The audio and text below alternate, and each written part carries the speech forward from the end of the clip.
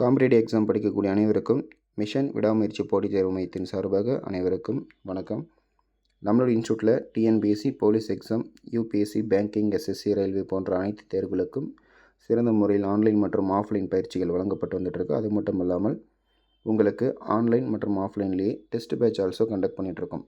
விருப்பப்படுறவங்க கீழே இருக்கக்கூடிய இந்த 9342094208 அப்படின்ற நம்பரை கான்டாக்ட் பண்ணி நீங்கள் என்கொயரி பண்ணிக்கலாம். ஓகே, வீடியோ ஆரம்பிச்சிடலாம். டிஎன்பிஎஸ்சி ஓரியன்டாக அல்லது டெட் ஓரியன்டாக அல்லது போலீஸ் ஓரியன்டாக படிக்கக்கூடிய எல்லா ஸ்டூடெண்ட்ஸுக்கும் இந்த தமிழ் போர்ஷன் அப்படின்றது மிகப்பெரிய ஒரு சவாலாக இருக்குது. என்னென்னு பார்த்தீங்கன்னா, தமிழ் தானே ஈஸியாக அட்டன் பண்ணிடலாம் அப்படின்னு நினைக்கக்கூடியவங்களுக்கு மிகப்பெரிய சவாலே இந்த இலக்கணம் மற்றும் இலக்கிய பகுதிகள் தான். குரூப் 4 பொறுத்த வரைக்கும் உங்களுக்கு 40 மார்க் எடுத்தால் தான் உங்களுக்கு பேலன்ஸ் கொஷினை கரெக்ஷன் பண்ணுவாங்க. ஸோ குரூப் 4 பொறுத்த வரைக்கும் உங்களுக்கு தமிழ் தகுதி தேர்வு மற்றும் மதிப்பீட்டு தேர்வு அப்படின்னு சொல்லலாம். அப்படி பார்க்கும்போது உங்களுக்கு மொத்தமாக தமிழ் மற்றும் இலக்கண பகுதியிலிருந்து 100 கேள்விகள் கேட்குறாங்க. ஒரு சரியான விடைக்கு 1.5 மார்க் 1.5 மார்க் கொடுத்துருவாங்க. ஸோ 100 போட்டிங்க அப்படின்னா மொத்தமாக 100 கேள்விகளுக்கு 150 மார்க்குக்கு நீங்கள் எழுதிட்டு வெளியே வருவீங்க. ஸோ அப்படி பார்க்கும்போது தமிழ் இலக்கணம் மற்றும் இலக்கியத்தில் இருந்து மட்டுமே 150 மார்க் இருக்கிறதுனால உங்களுக்கு டோட்டல் மார்க் 300. அதில் பாதிக்கு பாதி 50% 150 மார்க்குக்கு நீங்கள் இது எழுதிட்டு வரும்பொழுது ஸோ 50% மினிமம் கேரண்டி உங்களால் படித்து பாஸ் பண்ணிட முடியும். பேலன்ஸ் வந்து நீங்கள் maths and aptitude and reasoning and பார்த்திங்கன்னா current affairs and general science இதெல்லாம் படிச்சிட்டிங்க அப்படின்னா உங்களுக்கு எல்லாமே ப்ராப்ளம் சால்வ். ஸோ அப்படிப்பட்ட தமிழ் பகுதியை பற்றி நம்ம எங்கேருந்து படிக்கிறது, எப்படி படிக்கிறதை பற்றி பார்த்துடலாம். ஓகேங்களா? கொஞ்சம் இந்த செஷன் ஸ்பீடாக தான் போகும். ஸோ நீங்கள் ஒரு சிலபஸ் எடுத்துக்கோங்க. சிலபஸ் கையோட நான் என்னெல்லாம் சொல்கிறேனோ அதை அப்படியே இன்ஸ் மாதிரி நோட் பண்ணிகிட்டே வாங்க. ஓகே, ஃபஸ்ட்டு பார்த்தீங்கன்னா உங்களுக்கு தமிழ் பாடப்பகுதியை எப்படி பிரிச்சிருப்பாங்க அப்படின்னா 6+1 பிரிச்சிருப்பாங்க.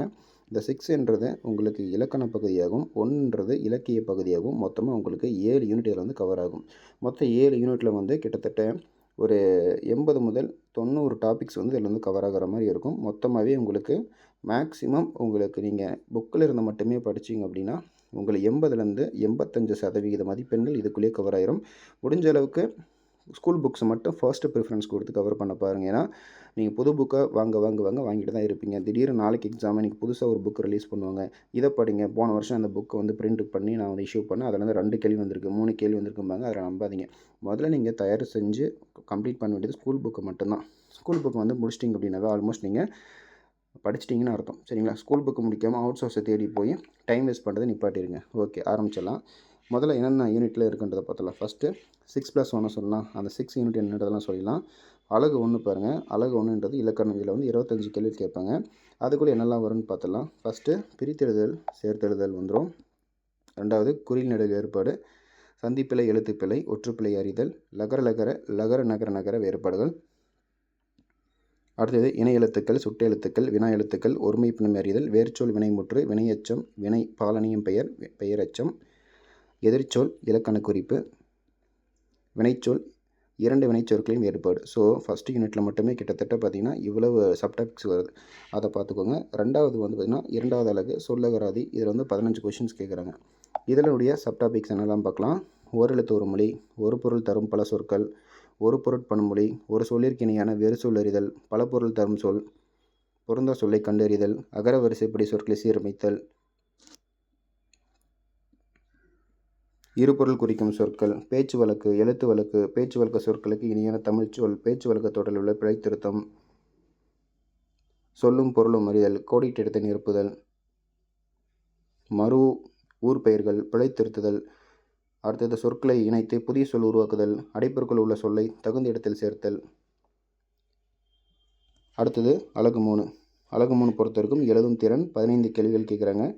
இதில் சப்டாபிக்ஸ் என்னெல்லாம் கவர் ஆகுன்றது பார்த்தோம்னா சொற்களை ஒழுங்குபடுத்தி சொற்றொடர் அமைத்தல், தொடர் வகைகள், செய்வினை, செய்பாட்டு வினை, தன்வினை, பிறவினை, ஒருமைப்பன்மை, பிழையறிந்து சரியான தொடர் அறிதல், மரபுத்தமிழ், திணைமரபு, உயர்திணை, அஃறிணை, மரபுத்தமிழ், பால்மரபு, ஆண்பால், பெண்பால், பலர்பால், ஒன்றன்பால், பலவின்பால், மரபுத்தமிழ், காலம், மரபுத்தமிழ், இளமைப்பெயர், ஒளிமரபு, வினைமரபு, தொகைமரபு, மரபுத்தமிழ், நிறுத்தல் குறியீடுகள், கால்புள்ளி, அரைப்புள்ளி, முக்கால் புள்ளி, முற்றுப்புள்ளி, வியப்புக்குறி, வினாக்குறி. அடுத்தது அலகு 4. இதில் கலைச்சொற்கள் மொத்தம் 10 கேள்விகள் கேட்குறாங்க. சப்டாபிக்ஸ் பற்றி பார்த்துலாம். கலைச்சொற்கள், கலைச்சொல்லுக்கு நேரான தமிழ் சொற்கள். அழகு 5. அழகு 5 பொறுத்த வரைக்கும் புரிந்து கொள்ளும் திறன்லேருந்து உங்களுக்கு 15 வினாக்கள் கேட்குறாங்க. இதில்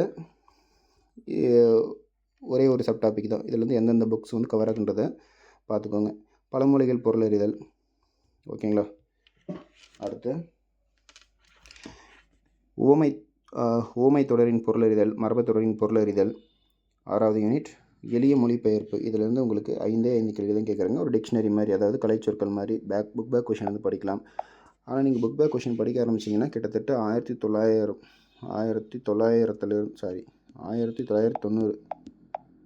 1990 இப்போ வரைக்கும் 2026 வரைக்கும் நீங்கள் படித்தாலும் இந்த கலைச்சொற்கள் ஒரு எண்டே கிடையாது. எளிய மொழிபெயர்ப்புக்கும் உங்களுக்கு எண்டே கிடையாது, போய்கிட்டே இருக்கும். அப்போ புதிய புத்தகம் பழைய புத்தகம் ரெண்டும் கவர் பண்ணி நீங்கள் படித்தாலுமே இதுக்கு ஒரு எண்டே கிடையாது. ஆனால் எல்லாத்தையும் படிக்காதீங்க. மேக்ஸிமம் புக் பேக்கை லைட்டாக அப்பப்போ டச்சப்பில் வச்சுக்கோங்க. பழைய புத்தகங்கள் பழைய சோர்ஸில் வந்து ஃப்ரெண்ட்ஸுடைய பிடிஎஃப்லேருந்து யார்கிட்ட வாங்கி படிங்க. இல்லாட்டி நம்மளுடைய விடாமுயற்சி சேனல்லே அடிக்கடி உங்களுக்கு இந்த மாதிரி கலைச்சொற்கள் மற்றும் கலைச்சொற்கு நிகரான சில வேறு சொற்கள் அப்படின்றத பற்றி நம்ம பின்னாடி பார்த்துடலாம். ஓகேங்களா? எப்போவுமே இந்த ஓரெழுத்து ஒரு மொழி, எளிய மொழிபெயர்ப்பு இதெல்லாம் கண்டிப்பாக எளிமையான கேள்விகளாக இருந்தாலும் சம்டைம் நீங்கள் மனக்குழப்பத்தில் தவறு பண்ணுறதுக்கான சான்சஸ் அதிகமாக இருக்குது. நல்லா புரிஞ்சு மனப்பாடம் பண்ணி படிங்க. இதில் 6 நம்பர் அழகில் பாருங்கள். ஆங்கிலம் மற்றும் பிற சொல்லுக்கு இணையான தமிழ் சொற்களறிகள், வளரும் செல்வம், பிறமொழிச்சொல், பயன்பாட்டில் உள்ள ஆங்கில சொற்களை மொழிபெயர்த்தல், மொழிபெயர்ப்பு புரிந்து கொள்ளுதல். டிரான்ஸ்லேஷன்லாம் மெயின்ஸ் எக்ஸாமுக்கு ரொம்ப ரொம்ப யூஸ்ஃபுல்லாக இருக்கும், பார்த்துக்கோங்க. எளிய மொழிபெயர்ப்பு. ஸோ இது வரைக்கும் 6 யூனிட் நம்ம பார்த்துட்டோம். 6 முடிஞ்சது. என்னென்னன்றது எல்லாம் பார்த்துருப்பீங்கன்னு நினைக்கிறேன். அடுத்து பார்க்கலாம்.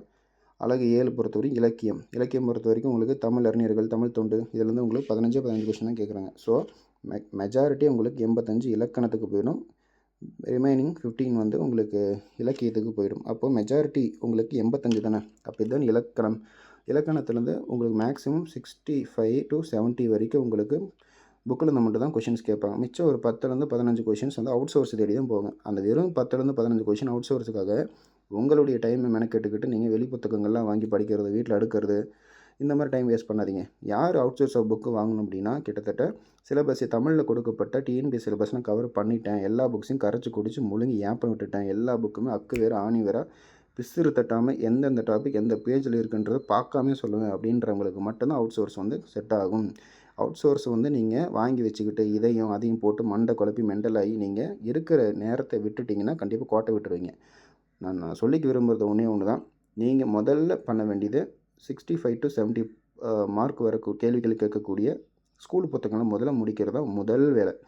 ஸோ நீங்கள் என்ன பண்ணணும்னா முதல்ல நீங்கள் இலக்கியம் இலக்கணம் முடிக்கலாமான்னு கேட்டிங்கன்னா என்னுடைய ப்ரிஃபரன்ஸ் அடிப்படையில் சொல்லக்கூடியது இலக்கணத்தை புரிஞ்சு படிக்கக்கூடிய விஷயத்தை டக்குன்னு பார்த்துருங்க.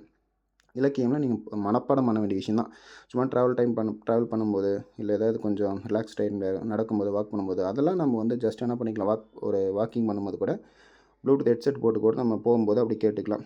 உதாரணத்துக்கு இளங்குமரனார் அவர் என்ன புத்தகம் எழுதினார், பவனிதி முனிவர் என்ன புத்தகம் எழுதினார், வீரமாமுனிவர் என்ன புத்தகம் எழுதினார், திருவள்ளுவர் ஆண்டு என்ன, இந்த மாதிரி உங்களுக்கு பேஸ் பண்ணி தான் கேட்பாங்க ஒழிய இதெல்லாம் மனப்பாடம் பண்ணக்கூடிய சில விஷயங்கள் இருக்கும். ஓகேங்களா?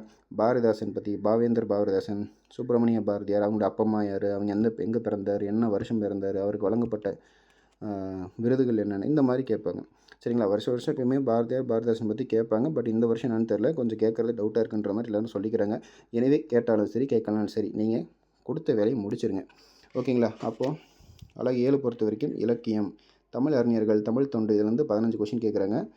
இதனால் படித்து போயிடுங்க. ஸோ இதில் வந்து பார்த்திங்கன்னா ஒழுக்கமுடைமை, பொறையுடைமை, ஊக்கமுடைமை, விருந்தோம்பல் இதில் எல்லாமே இருக்கும்.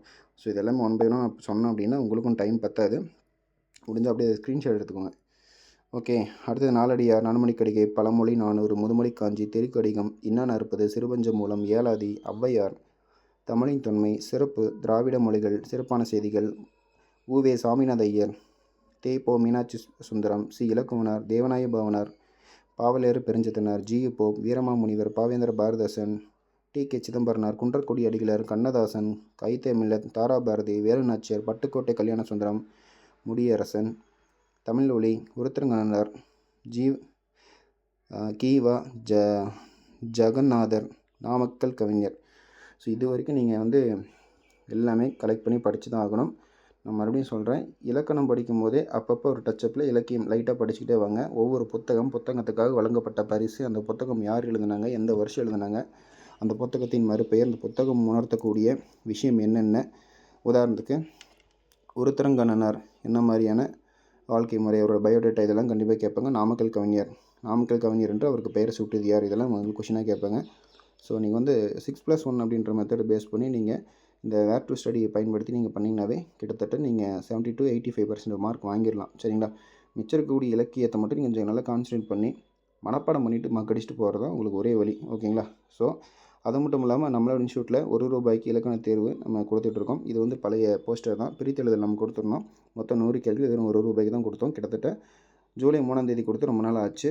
ஓகேங்களா? இந்த கொஷின் நம்ம இப்போ வந்து எப்படி கொடுத்துட்ருக்கோம் அப்படின்னா, உங்களுக்கு இந்த கொஷின் செட் வேணும் அப்படின்னா கீழே இருக்கக்கூடிய 9342094208 அப்படின்ற நம்பருக்கு நீங்கள் கால் பண்ணி உங்களுடைய பயோடேட்டாவை, உங்களுடைய டேட் ஆஃப் பர்த், உங்களுடைய எஜுகேஷன், உங்களுடைய நேமு, உங்களுடைய டிஸ்ட்ரிக்ட் எல்லாமே எனக்கு சென்ட் பண்ணிட்டீங்க அப்படின்னா உங்களுடைய நம்பரை நான் குரூப்பில் ஆட் பண்ணிடுவேன். குரூப்பில் வந்து விமன்ஸ் தனியாக, பாய்ஸ் தனியாக இருக்குது. ஸோ நீங்கள் ஸ்டடி பண்ணி சர்க்கிள் பண்ணுறதுக்கு, ஒரு டிஸ்கஷன் பண்ணுறதுக்கு ஒரு குரூப் இருக்குது. சரிங்களா? உங்களோட ஸ்டடி சர்க்கிளை டெவலப் பண்ணுறதுக்கு ஒரு குரூப் இருக்குது. நீங்கள் குரூப் டிஸ்கஷன் பண்ணிக்கலாம். உங்களுக்கு ஒரு நாள் விட்டு ஒரு நாள் உங்களுக்கு டெஸ்ட் வச்சுருவேன். இந்த ஒரு நாள் விட்டு ஒரு நாள் டெஸ்ட் வைக்கும்போது உங்களுக்கு மார்க் வந்து நான் வந்து ரெக்கார்ட் பண்ணிகிட்டே வருவேன். உங்களுக்கு மந்த்லி ட்வைஸ் வந்து 3 டைம்ஸ் வந்து குமுலேட்டிவ் டெஸ்ட் இருக்கும். ஃபுல் டெஸ்ட் வந்து குமுலேட்டிவ் டெஸ்ட்டாக கொடுத்துருவேன். ஸோ அந்த குமுலேட்டிவ் டெஸ்ட்டில் நீங்கள் அதிகமான மார்க் வாங்குறது சான்சஸ் இருக்குது. ஸோ இதில் வந்து விருப்பப்பட்டவங்க தாராளமாக ஜாயின் பண்ணிக்கலாம். ஓகேங்களா? ஓகே, நம்மளோட இன்ஸ்டியூட் எங்கே இருக்குதுன்னு பார்த்தீங்கன்னா 3rd floor Annapurna complex, Perambalur main ரோட்டில் ரேவதி மெஸ்ஸில் மேலே இருக்குது. ஸோ 4 roadsல சேலம் பக்கம் வந்தீங்கன்னா கண்டிப்பாக நம்மளுடைய மிஷின் விடாமுயற்சி போட்டித் தேர்வு மையத்தை நீங்கள் அணுகலாம். ஓகேங்களா? ஸோ நான் 1 by 1 காமிச்சிருப்பேன். இதுக்கான பிடிஎஃப் வேணும் அப்படின்னா நான் லிங்கில் கொடுத்துறேன். ஜஸ்ட் கிளிக் பண்ணி கூகுள் டிரைவ்லேருந்து நீங்கள் என்ன பண்ணிக்கலாம், டவுன்லோட் பண்ணி பிரிண்ட் அவுட் போட்டு இப்போலேருந்து உங்களுடைய தமிழ் இலக்கணம் மற்றும் இலக்கிய பகுதியிலேருந்து உங்களுடைய ஸ்டடியை ஸ்டார்ட் பண்ணி குரூப் 4ல் அதிகமான மார்க் வாங்கிடலாம். ஸோ அதுக்கான எபிலிட்டி நீங்கள் டெவலப் பண்ணிக்கோங்க. மீண்டும் அடுத்த வீடியோவில் சந்திக்கலாம். Thank you so much.